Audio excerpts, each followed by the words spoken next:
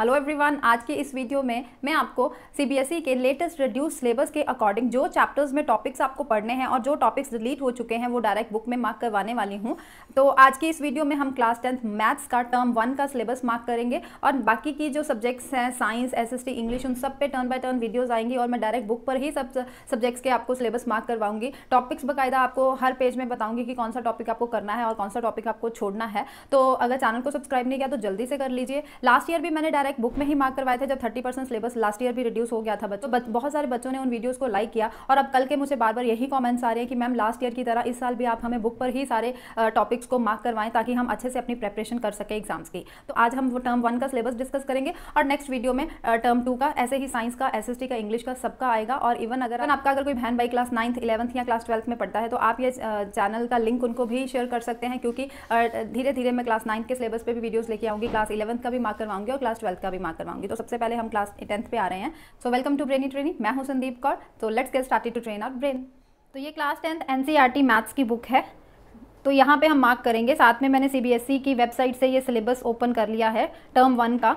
तो स्टार्ट करते हैं चैप्टर नंबर 1 रियल नंबर से। तो आप भी अपनी बुक्स पे रियल नंबर चैप्टर खोल लीजिए और साथ में पेंसिल पेन पकड़ लीजिए और मार्क करते जाइए। तो रियल नंबर्स में आपको क्या करना है, fundamental theorem of arithmetics, statements after reviewing work done earlier and after illustrating and motivating through examples. उसके बाद representation of decimal representation of rational numbers in terms of terminating and non terminating. इसका मतलब एक तो Euclid division lemma इसमें से हट चुका है और दूसरा जो हम प्रूफ ऑफ इरैशनैलिटी करते हैं √3 की, √2 की और √5 की, वो भी डिलीट हो चुकी है। तो आप यहाँ पे बुक को ओपन करेंगे तो यहाँ पे थ्योरम 1.1 आएगी, यूक्लिड डिवीजन लेम्मा। इसको आप कट कर दे, ना तो इसकी डेफिनेशन आएगी और ना ही इसके रिलेटेड कोई क्वेश्चन आएगा। तो इसकी सारी जो एक्सरसाइज 1.1 है और एक्सरसाइज और साथ में जितनी भी एग्जांपल्स हैं वो सारी कट हो चुकी हैं, तो इसकी आप ऊपर क्रॉस लगा दें, ये आपको नहीं करना। उसके बाद हम चलते हैं फंडामेंटल थ्योरम ऑफ अर्थमेटिक। ये आपको पूरे का पूरा करना है, इसकी डेफिनेशन जरूर करना है क्योंकि आपको पेपर एमसीक्यू टाइप आना है, तो एमसीक्यू में डेफिनेशन पूछ सकते हैं। तो इसकी डेफिनेशन करिएगा, इसकी सारी एग्जांपल्स को अच्छे से करिएगा और साथ में ये एक्सरसाइज 1.2 करनी है। और आप यहाँ पे देख सकते हैं, यहाँ पे मेंशन है ये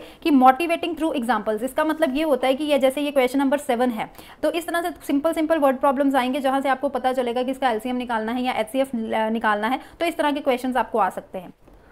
रिविजिटिंग इरैशनल नंबर्स, ये आपको नहीं आएगा, इस पे आप कट कर दें क्योंकि ये सारे जो पोर्शन है ये प्रूफ दैट वाला है, तो एमसीक्यू में प्रूफ दैट वाले क्वेश्चंस नहीं आ सकते, तो ये डिलीट हो चुका है। तो साथ ही इसकी सारी एग्जांपल्स और साथ में एक्सरसाइज 1.3 आपको नहीं करनी, इसके ऊपर आप क्रॉस लगा लें। उसके बाद अगर हम बात करें यहाँ पे revisiting rational number and their decimal expansion, तो ये आपको अच्छे से करना है। ये इस पे बहुत सारे क्वेश्चंस बन के आते हैं, तो ये आपको अच्छे से करना है। थ्योरम इसकी 1.6 है, 1.5 वो भी करनी है और ये एक्सरसाइज 1.4 जो है ये आपको पूरी की पूरी करनी है। तो चैप्टर 1 मैंने आपको बता दिया, एक 1.1 डिलीट है, एक एक्सरसाइज 1.3 आपको नहीं करनी। उसके बाद अगर हम चैप्टर 2 की बात करें पॉलिनोमियल्स पे, तो पॉलिनोमियल्स में आपको सिर्फ और सिर्फ जीरोज ऑफ पॉलिनोमियल और relationship between zeros and coefficients करने हैं, बाकी सारा चैप्टर डिलीट है। तो यहाँ पे आपको सबसे पहले ये ग्राफिकल मीनिंग आपको करना है जीरोज ऑफ पॉलिनोमियल, मतलब कि आपको 2.1 एक्सरसाइज अच्छे से करनी है। इस पे ऐसे आपको ग्राफ दिया गया होगा और नंबर ऑफ जीरोज पूछेंगे, तो इसलिए ये इजी सा क्वेश्चन है। उसके बाद relationship between zeros and coefficients, ये आपको अच्छे से करने हैं, ये बहुत इंपॉर्टेंट है, इससे बहुत ज़्यादा क्वेश्चंस बनते हैं। तो आप ये सारी एग्जांपल्स करेंगे और साथ ही में 2.2 एक्सरसाइज भी पूरी करेंगे। जैसे यहाँ पे अगर हम कोर्स स्ट्रक्चर पे देखें तो कोर्स स्ट्रक्चर में जो अलजेब्रा है वो आपको 10 मार्क्स में आने वाला है और अलजेब्रा में सिर्फ पहले 4 चैप्टर्स होते थे। अब टर्म 1 में अलजेब्रा जो आपको 10 मार्क्स का आने वाला है उसमें 2 चैप्टर्स आपको आएंगे, एक ये पॉलिनोमियल और दूसरा नेक्स्ट चैप्टर लीनियर इक्वेशन। तो इन दोनों को मिला के टोटल 10 मार्क्स बनेंगे, तो इसलिए ये 2.2 एक्सरसाइज में से बहुत सारे क्वेश्चन बन के आ सकते हैं, एक्स्ट्रा क्वेश्चन भी बन सकते हैं। अगर आप मेरी पिछले साल की वीडियोज़ की प्लेलिस्ट खोलेंगे एक्स्ट्रा इंपॉर्टेंट क्वेश्चन में, तो उसमें मैंने बहुत सारे इंपॉर्टेंट क्वेश्चंस करवाए हुए हैं, तो आप उनको कर सकते हो। उसके अलावा division algorithm for polynomial delete हो चुका है, इसको आप नहीं करोगे, इसका कोई भी क्वेश्चन आप नहीं करोगे, कोई एग्जांपल नहीं करोगे। पूरी की पूरी जो एक्सरसाइज 2.3 है ये आप कोई क्वेश्चन इसमें से नहीं करोगे और जो 2.4 ऑप्शनल है इसमें आप वो क्वेश्चंस करोगे जो 2.2 के रिलेटेड है। मतलब 1 क्वेश्चन कर लो, क्वेश्चन नंबर 2 कर लो, उसके बाद आप क्वेश्चन नंबर 3 करें, 4 और 5 पे क्रॉस कर दें क्योंकि ये डिवीजन एल्गोरिथम फॉर पॉलिनोमियल के ऊपर बेस्ड है। तो इन दोनों को आप कट कर दें। अब हम चलते हैं चैप्टर नंबर 3 पे।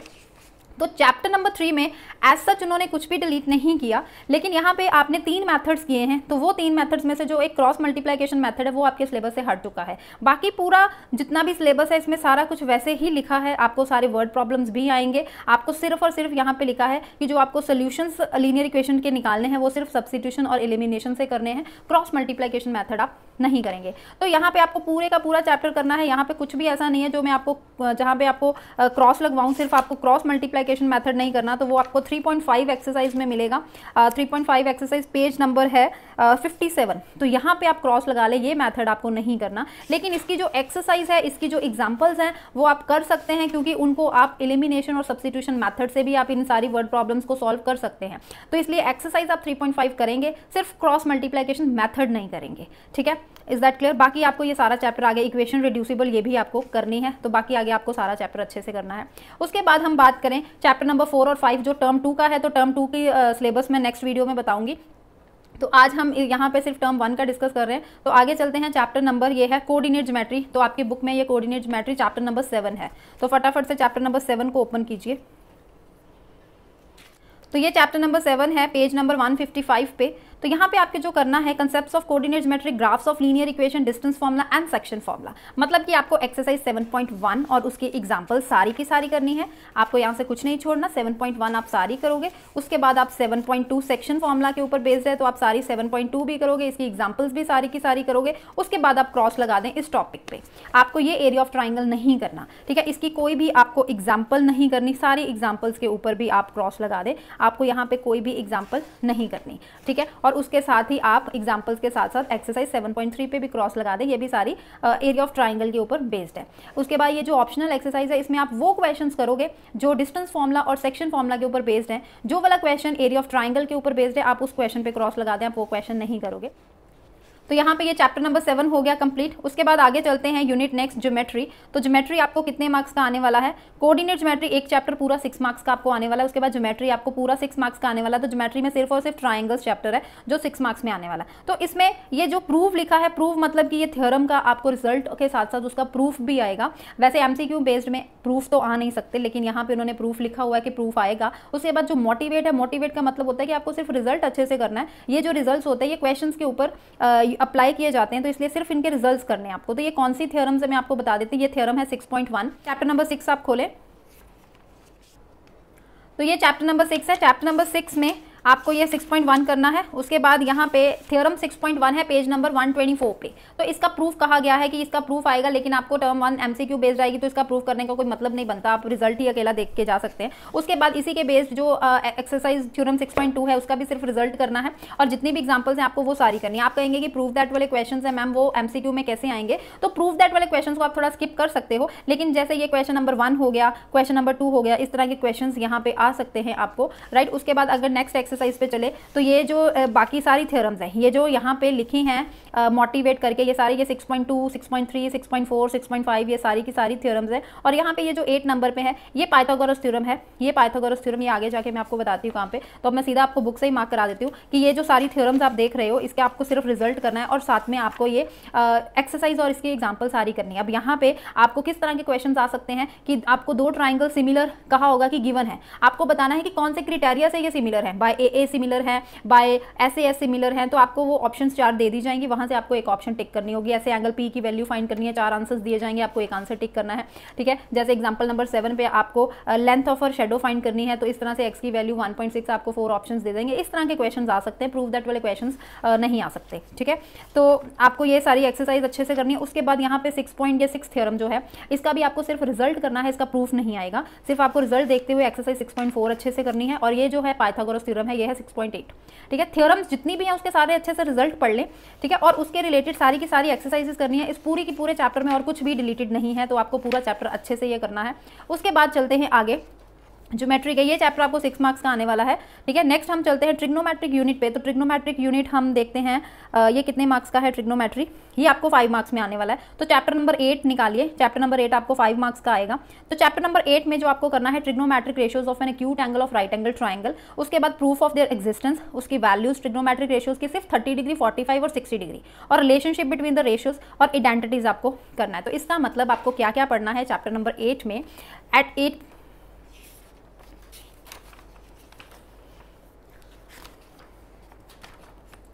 तो तो इसका मतलब अब चैप्टर नंबर 8 में आपको क्या क्या करना है। सबसे पहले ये ट्रिग्नोमेट्रिक रेशियोज, आपको ये 6 की 6 रेशियोज के फॉर्मुलेज आने चाहिए, अक्यूट एंगल्स के बेस्ड के ऊपर ही होते हैं ये, ठीक है। तो इसका मतलब ये सारी एग्जांपल्स और 8.1 एक्सरसाइज आप सारी की सारी करेंगे। उसके बाद trigonometric ratios of some specific angles में, जैसे यहाँ पे ये जो टेबल गिवन है, आप 0 डिग्री का नहीं करोगे, 30 डिग्री का नहीं करोगे, आपको जो क्वेश्चन आएंगे वो सिर्फ 30 डिग्री, 45 डिग्री और 60 डिग्री के बेस्ड आएंगे, ना तो 0 डिग्री पे आएंगे, ना ही वो 90 डिग्री के क्वेश्चन होंगे। तो आप यहाँ पे 0 डिग्री पे और 90 डिग्री पे क्रॉस लगा सकते हैं। उसके अलावा इसकी आप सारी एग्जांपल्स देख लिए, जो क्वेश्चन 0 डिग्री और 90 डिग्री के बेस्ड है उस क्वेश्चन को छोड़ दें, बाकी सारे क्वेश्चन करें। ये एक्सरसाइज मैंने अच्छे से देखी है, ये सारी 60, 30 और 45 पे ही है, तो इसलिए आप ये सारी एक्सरसाइज करोगे। उसके बाद ये एक्सरसाइज डिलीट हो चुकी है, trigonometric ratios of complementary angles. तो ये जो sin 90 minus theta, cos 90 minus theta वाले क्वेश्चन हैं, ये पूरी की पूरी एक्सरसाइज डिलीट हो चुकी है। बहुत ईजी एक्सरसाइज है, पता नहीं ये क्यों डिलीट कर दिया, लेकिन इसको डिलीट कर दिया गया है। उसके बाद ट्रिग्नोमेट्रिक आइडेंटिटीज है। तो अगर देखा जाए तो काफी आप लोग कंफ्यूज हो गए कि यहाँ पे लिखा है proof and applications of the identity sin square plus cos square equals to 1।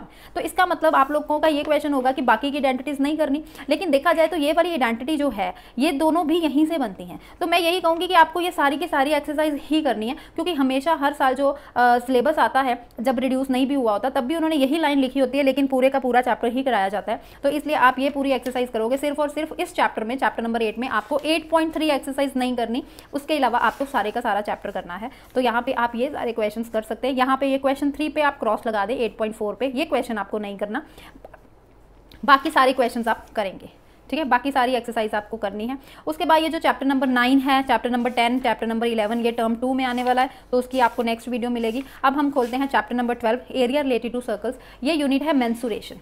अब देखते हैं ये कितने मार्क्स का आने वाला है।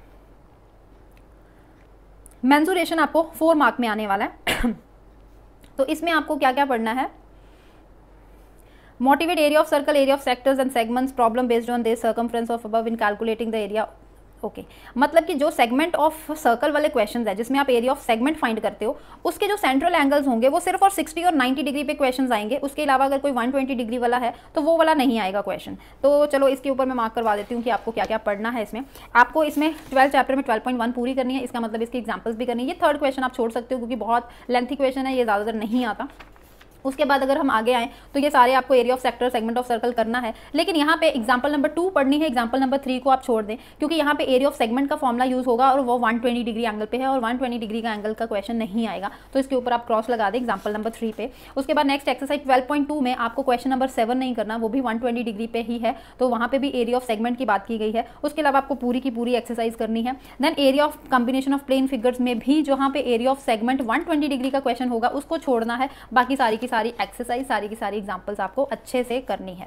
उसके बाद चैप्टर नंबर 12 हो गया। अब चलते हैं chapter number 13, surface area and volume. ये आपको नेक्स्ट टर्म में आएगा, टर्म 2 में।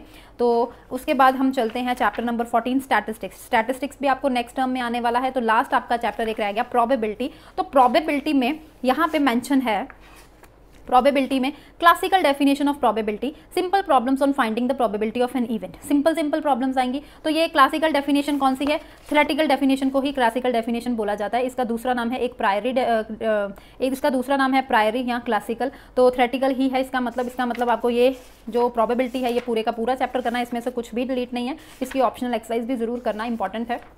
तो ये सारा हमारा हो गया टर्म 1 का सिलेबस, जो मैंने आपको अच्छे से मार्क करवा दिया बुक पे। तो अगर वीडियो अच्छी लगी हो तो वीडियो को लाइक ज़रूर कीजिए, ज़्यादा से ज़्यादा इस वीडियो को शेयर कीजिए, क्योंकि बहुत मेहनत से आपको पूरी बुक में मैंने मार्क करवाए हैं। तो वीडियो को अगर आप शेयर करेंगे तो आपके फ्रेंड सर्कल में सबको सिलेबस अच्छे से समझ में आ जाएगा। तो बहुत जल्द मैं टर्म 2 पे भी वीडियोज़ लेके आऊँगी, साइंस की वीडियोज़, SST, इंग्लिश, सब सब्जेक्ट्स पे वीडियोज़ आएंगे। तो again I am telling you, channel को सब्सक्राइब कर लीजिए और वीडियो को लाइक ज़रूर कीजिए। तो मिलते हैं नेक्स्ट वीडियो में, तब तक के लिए bye bye and take care.